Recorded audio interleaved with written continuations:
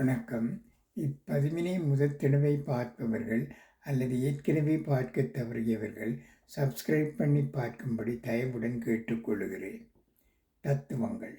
வாழ்க்கையின் உண்மையான பொக்கிஷங்கள் நேரம், ஆரோக்கியம், அமைதியான மனம், நிதானமான காலப்பொழுது, பயணம் செய்யும் திறன், குற்ற உணர்ச்சியின்றி ஓய்வெடுப்பது, ஒரு நல்ல இரவு தூக்கம், அமைதியான நாட்கள், அர்த்தமுள்ள உரையாடல்கள், வீட்டில் சமைத்த உணவு, நீங்கள் நேசிக்கும் மனிதர்கள், உங்களை நேசிக்கும் மனிதர்கள். இந்த உலகில் எதையோ தேடி அலையும் மனதிற்கு இறுதியில் தேவைப்படுவது அமைதி மட்டுமே.